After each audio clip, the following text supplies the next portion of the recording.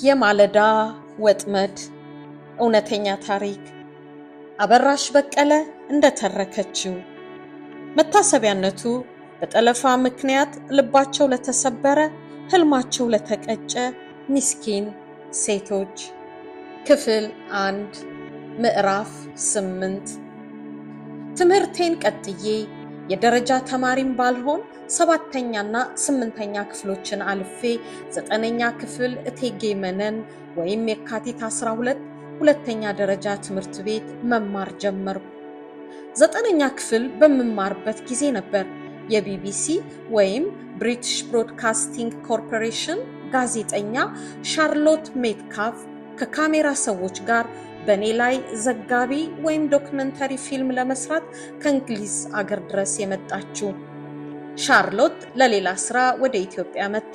በአጋጣሚ የኢትዮጵያ ሕግ ባለሙያ ሴቶች ማህበር ቢሮ ሄዳ በነበረበት ጊዜ የኔ ፎቶ ግድግዳ ላይ ተሰቅሎ አየች።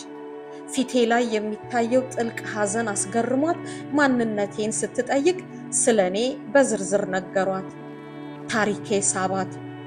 ሌላ ጊዜ ተመልሳ መጣ በኔ ጠለፋ ዙሪያ ዘጋቢ ፊልም ለመስራት ወሰነች። ፊልሙን ለመስራት አስፈላጊውን ዝግጅት አድርጋ ዳግመኛ ወደ ኢትዮጵያ መጣች። ወደ ሙኔሳ ወረዳ የቀረጻ ቡድኑ ለመሄድ ሲነሳ እኔም አብሬያቸው ነበር። ከ3 ዓመታት በኋላ ነበር ወደ ቀርሳ ተመልሼ የመጣሁት። ለደህንነቴ አስጊ ስለሆነ ወደ ወላጆቼ ቤት አልሄድኩም። ቀርሳ እህቴ መስታወት ቤት ተደብቄ ቆየው። በመሄዴ ግን ከናፈቁኝ የቤተሰቦቼ አባላት ጋር ለመገናኘት ቻልኩ።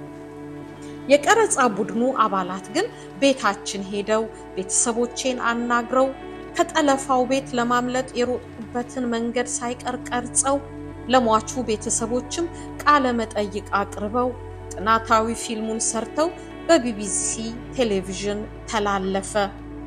ዘ ስኩል ገርል ኪለር ወይም የሴት ተማሪዎች ገዳይ የሚል ርዕስ ያለው ዘጋቢ ፊልሙ ሻርሎት ከምትታወቅባቸው ዘጋቢ ፊልሞች አንዱና ዋነኛው ሆነ።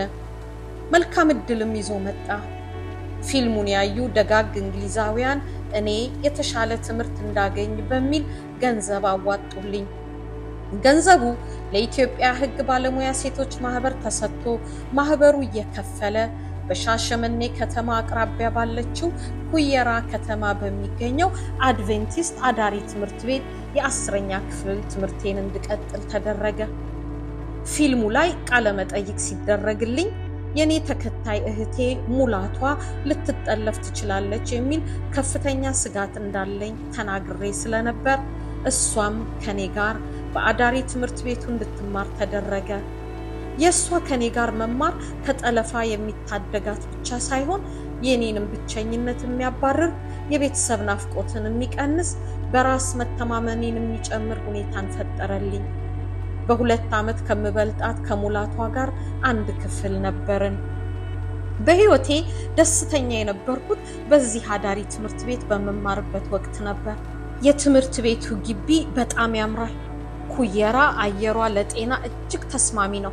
የትምህርት ቤቱ መምህራንና ዲኑ ለተማሪዎች በጣም የሚያስቡና ዕውቀት እንድናገኝ በእጅጉ የሚደክሙ ናቸው።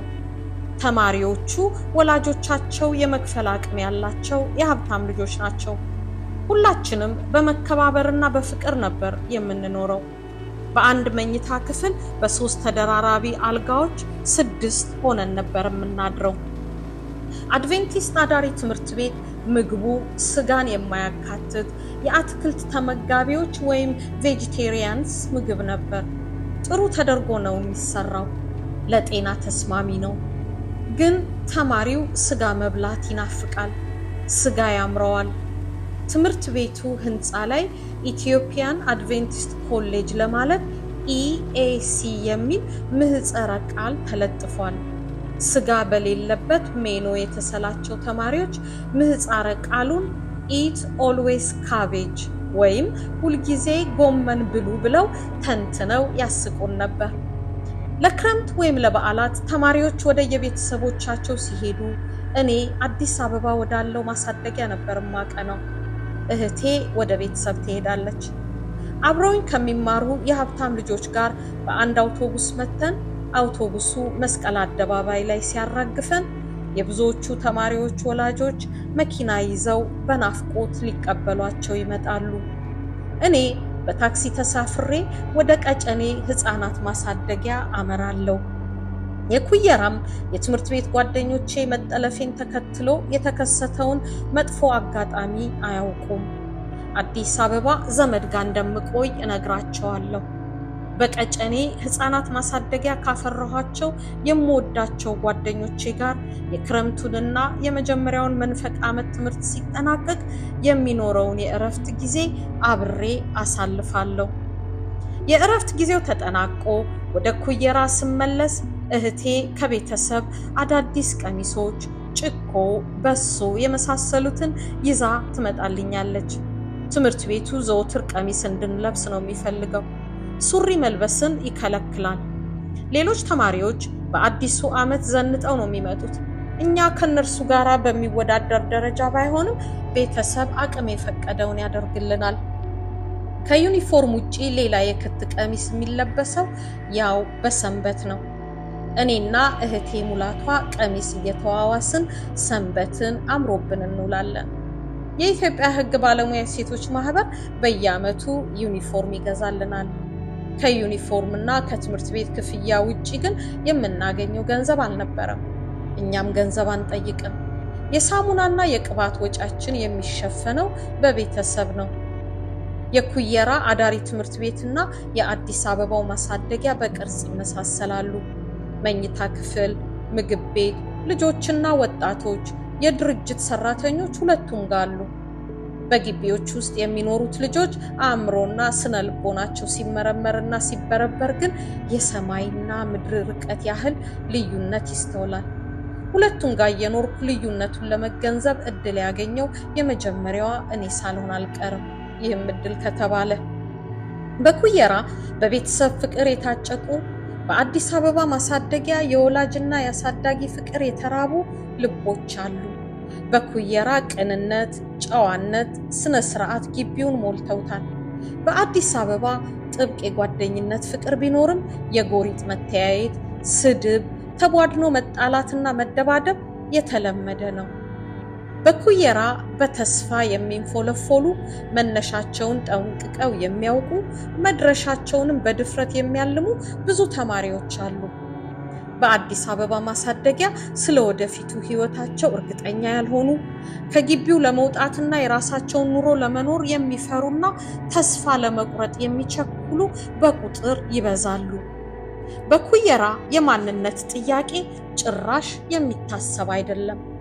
በተቃራኒው በአዲስ አበባ ከየት እንደመጡ ወላጆቻቸው ማን እንደሆኑ የማያውቁ ዘመድ አልባ የሆኑ ዘመድም ኖሯቸው የመጣል ስሜት የሚሰማቸው በርካቶች ናቸው።